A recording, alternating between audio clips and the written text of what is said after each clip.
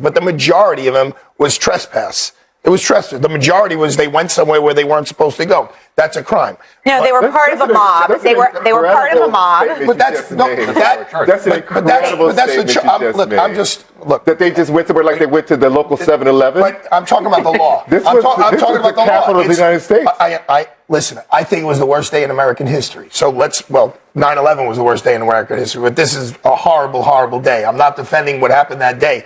I'm being a lawyer. I'm not talking about the politics. Okay. So once again, we're watching another moment where MAGA loyalists completely tie themselves in knots, trying to defend the indefensible.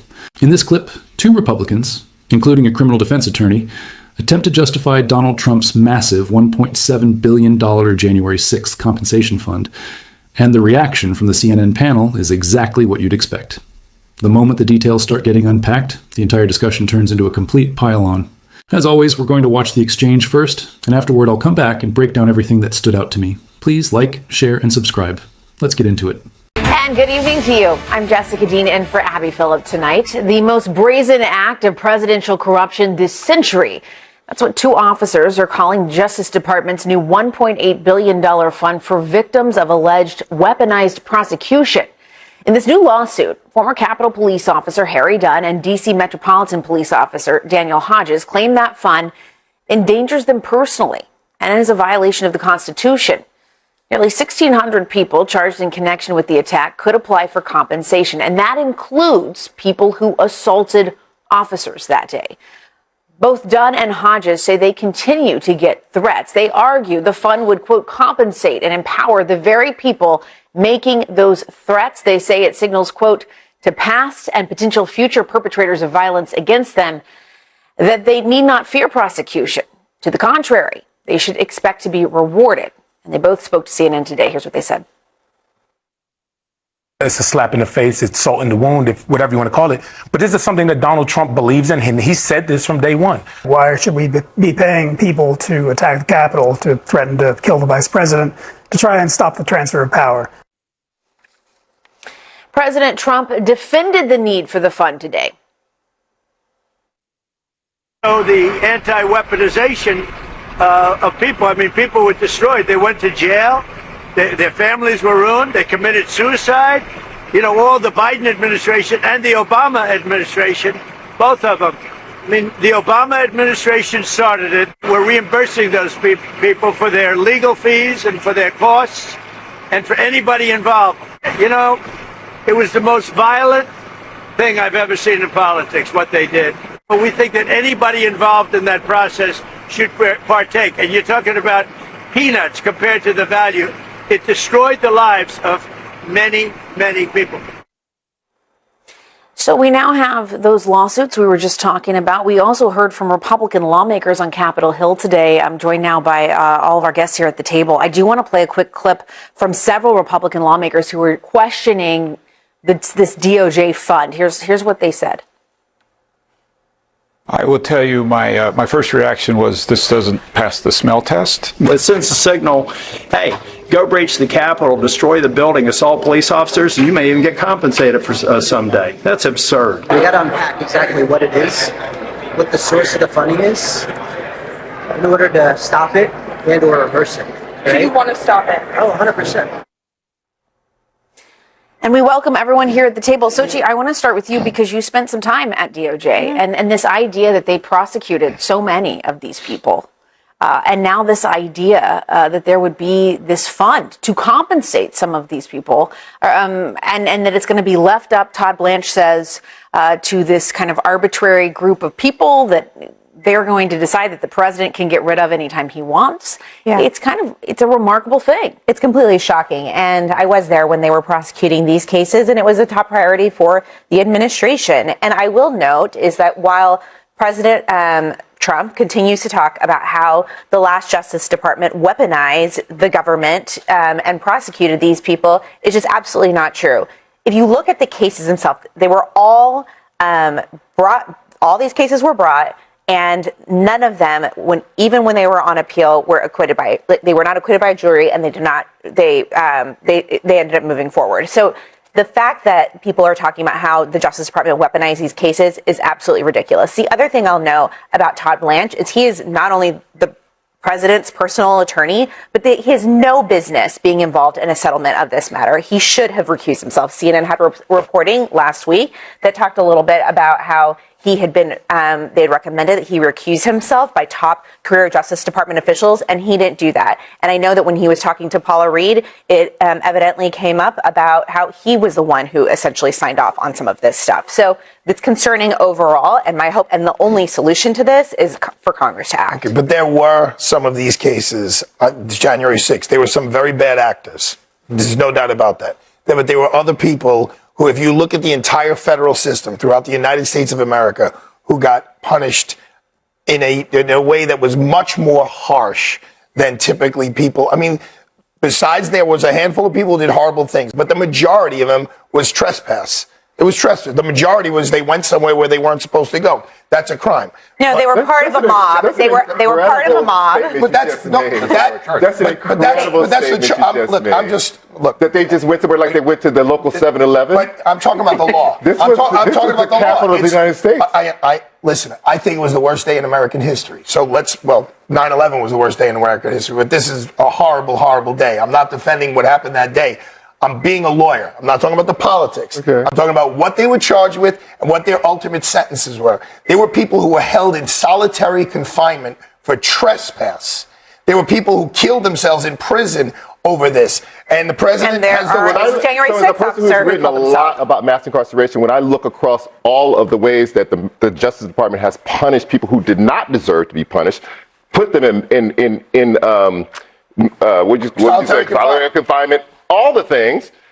Do you think that this group of people deserves $1.8 billion? No, but I don't think it's limited to this group of people. As far as I know, I think Biden's son could go and ask for this, say, hey, I was targeted by the Justice Department. I need my money back. How was he targeted? How was he targeted by the Justice Department? I'm not saying it would be a viable claim, but I don't think the way I read the press release, it's just for January 6th. You don't see this as obscene.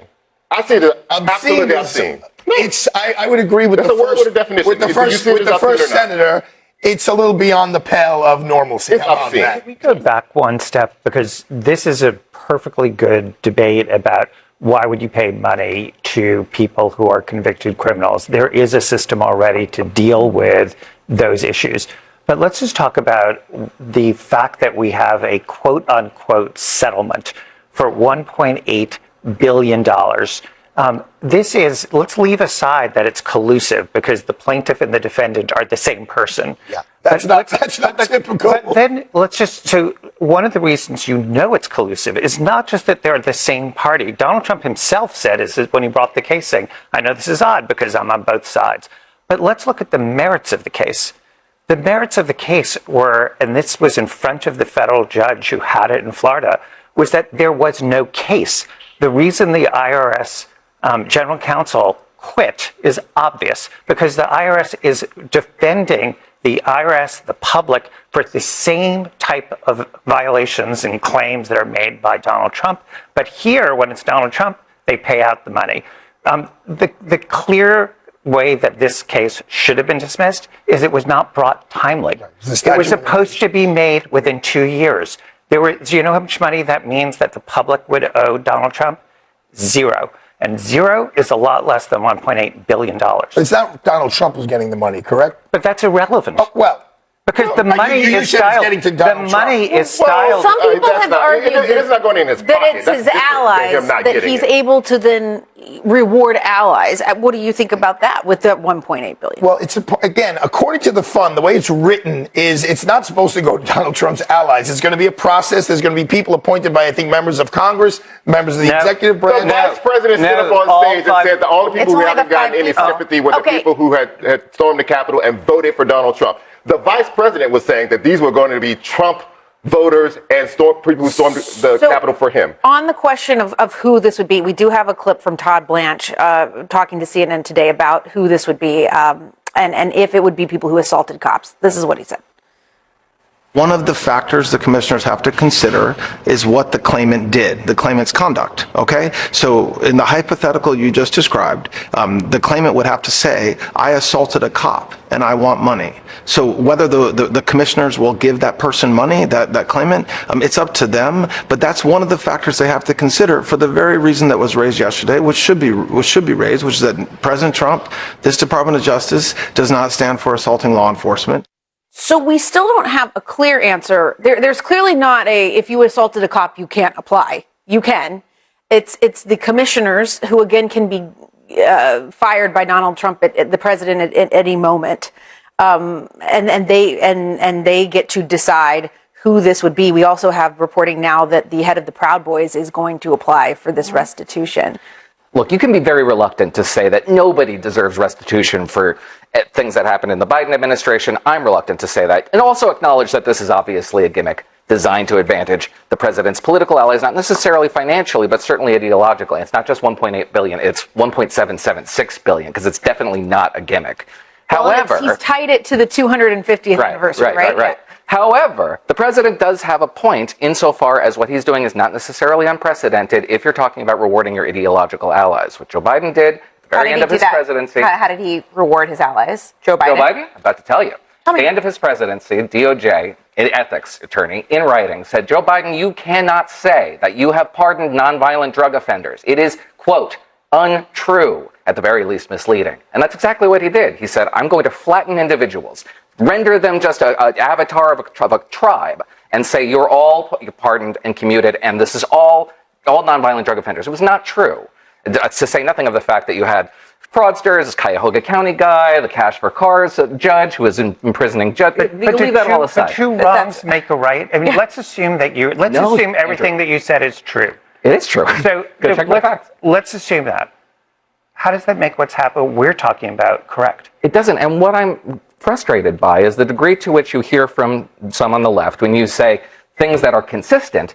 Oh, this is obfuscation. How does that make it right? No, what I'm saying is a consistent revulsion to the abridgment of procedure, of law, and the diminution of the rule of law in this country is something we should oppose wherever it comes from. And it came you from were comparing the Trump administration to the Biden administration, and I will say Joe Biden purposefully did not pick a attorney general that was going to do whatever he said. And frankly, we were criticized by the left on a lot of investigations because people thought we weren't bringing them too fast, because we weren't doing them. DOJ about what he was doing. Because let me tell you the process. The pardon attorney, their role is to make recommendations to the President of the United States on who should be pardoned. That is a recommendation. It is up to the President of the United States on who to pardon. Did the Justice Department know that Joe Biden was going to pardon his family? Absolutely not. Did the Justice Department know that Joe Biden was going to pardon the January 6th committee? Absolutely not. Would the Justice Department recommend that? Absolutely not. But that is very different. That is very different than the Attorney General of the United States, the Trump's personal lawyer, essentially negotiating a settlement with Donald Trump's attorney to help his allies and give $1.8 billion of taxpayer money to his friends. And the procedure, the Justice Department, if the Biden administration did not do that. Yes, and the violation of the procedure is bad, and it's bad when the Biden administration does it and when the Trump administration does it. And you know better than I, Sochi, that in writing, the Justice Department said Joe Biden did not give members of Congress who sought to advise this process the time to have I wonder if we could go back to what we're here to discuss, because it sounds to me like we may be in violent agreement.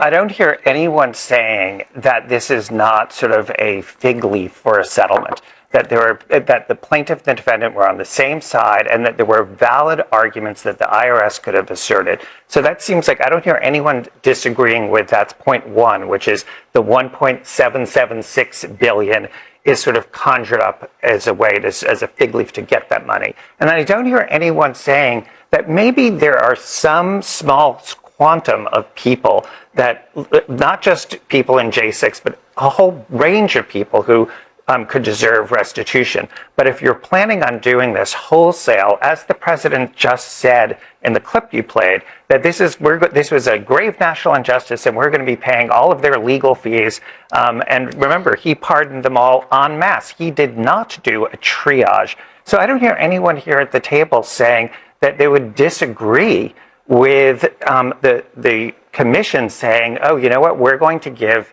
huge amounts of money to people who attacked police officers and did more than just trespass. Right. It sounded like Todd Blanche was saying that that's not what the president wants, that he's on the record to say he's not supportive of anyone attacking a police officer. I just want to talk about the two officers who brought the lawsuit. He did pardon. He's already pardoned the people who attacked police officers. There's a difference between pardoning them. They already did their jail time. So there's a difference between pardoning them. They haven't done it all.